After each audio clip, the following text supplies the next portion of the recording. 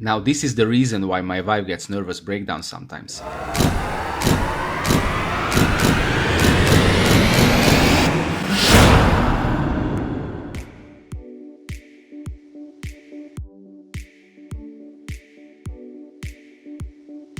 Hi again. Maybe this video should have been my very first, but I think it's going to be interesting nonetheless. It is going to be a reptile room tour mixed with some stories about my animals. The love for reptiles came very early. I started keeping snakes when I was 14 and continued keeping and breeding them for a decade. Unfortunately, I had to part from my collection. At some point, I sold all my snakes. Years later, after I met my wife, I picked up the hobby once more.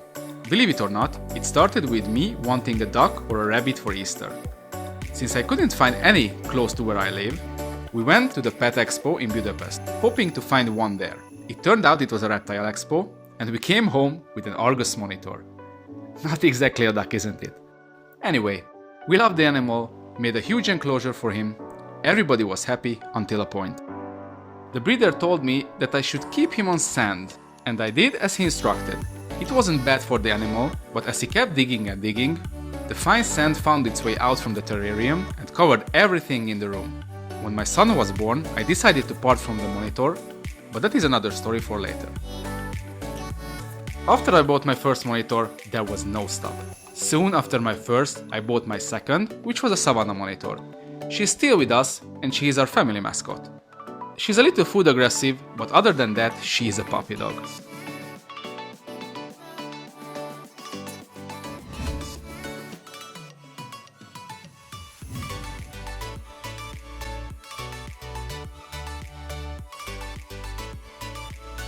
Not too long ago she got a boyfriend, soon I will try to put them together. My female Savannah lays infertile eggs every year, I figured why not try actually breed them. There is a short story about the male though. When I got him, he didn't eat for 2 months. I have been trying with various types of foods without luck. I have tried everything that my female Savannah eats, but the male wasn't eating. I started to be really worried when a lucky accident happened.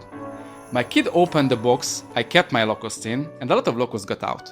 As I was collecting the escapees, I noticed that the male Savannah went nuts to reach the locust outside his terrarium. I quickly grabbed one and threw it into the male's enclosure. He savaged it, then 50 other I offered. I am feeding insects to my skinks and ACKIES, but haven't crossed my mind to offer insects to my male Savannah. Stupid? Yes, very stupid. What can you learn from this? Do your homework, lads. Read multiple care sheets, not just the first one that Google offers. If I have done that, I would have learned that Savannah monitors eat a lot of insects. The previous owner probably has been keeping him on insect diet, that is why he was reluctant to eat what I offered previously. Now he is eating other stuff as well, as I systematically tried to teach him so. My next lizard was the one I love keeping the most, the Ickey Monitor.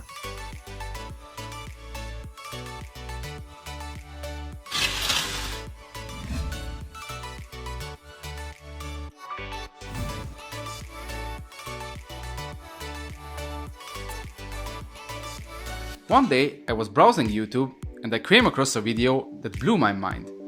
That Ickey in the video was so interactive, I immediately wanted one. I thought if mine would be just half as friendly, I would be very happy with it. I've got my first Ickey 1 week later. When she was young, she was a bit skittish, but she became more and more friendly after every session I spent with her getting accustomed to me. By the time she got a year old, she was exactly like the one I've seen in the video. About this was the time I decided to sell my Argus monitor. Since I read that ACKIES love to be in groups, I traded my Argus for 3 additional ACKIES. They turned out to be just as friendly as my first one, and since the group counts 1 male and 3 females, I keep them as a happy group together. The next reptiles I got was a pair of Argentine black and white Tegu.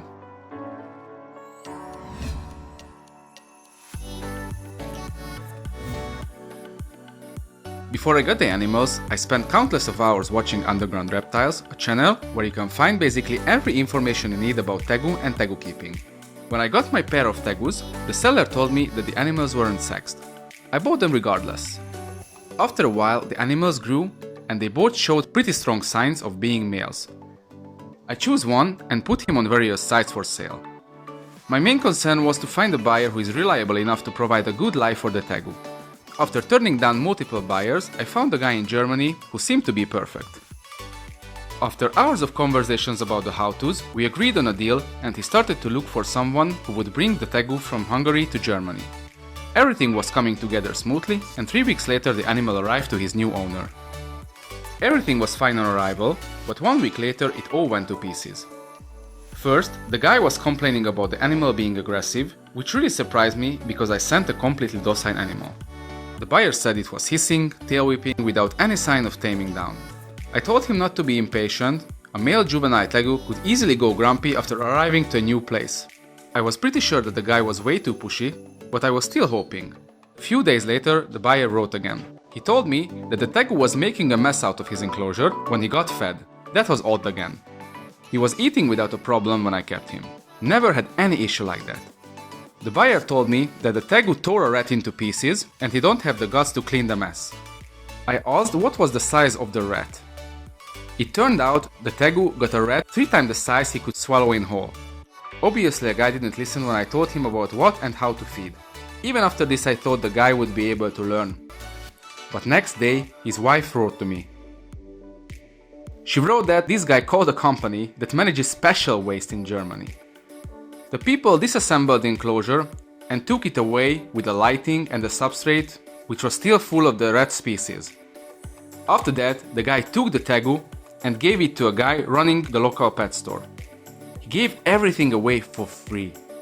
I was so mad I never talked to the guy again, who's actually tried to contact me about a new one months later. Please, do a research before you get yourself into something that you might not be ready for. Next addition to my reptile species collection was the blue-tongue skink.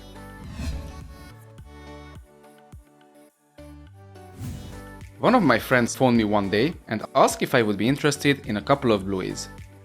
He told that he got into a financial crisis and he needed the money bad.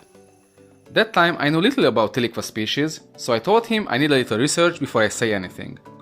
After a few days I called my friend and told him that I would be interested, but first I need the info what subspecies he has. His answer was a bit shocking. He had no idea what he got and how to care for them exactly. He just knew that Tiliqua was hot on the market and he wanted to try to breed them. He also warned me that he had no more money left to heat the rack system, so the animals are in a basement in about 16 degrees Celsius. Immediately I told him to bring the animals. That day, 8 skinks arrived in plastic boxes, kept bone dry and cold, and they were all giga species. The following weeks I spent 3 hours a day bathing, getting rid of multiple layers of stock shed, clipping overgrown nails and trying to figure out what food they liked.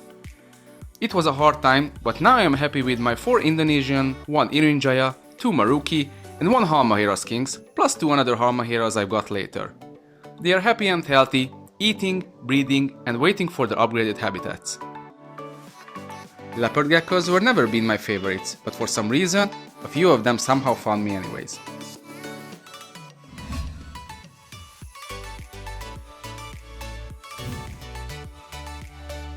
Happened many times that people contacted me about not having time for their geckos, and since I'm a reptile guy, maybe I could take care of them. A few times I said yes, either because I wanted to be nice or just wanted to save the animal from a careless owner. Look for example this animal. She has no toes left, but fortunately for her, I saved her in time. I have a trio now that breeds every year.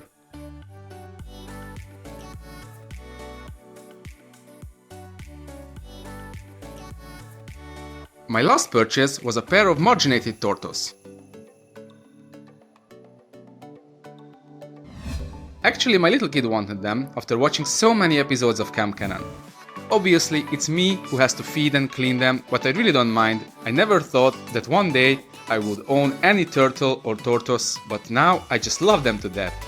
They are so adorable, they got to be one of my favorites. Thanks, Cannon. This was my reptile collection and a few stories from the road. If you like them, keep checking back, cause I have multiple new projects in mind and in motion. Have a nice day. If you like this video, don't forget to subscribe and turn the post notifications on.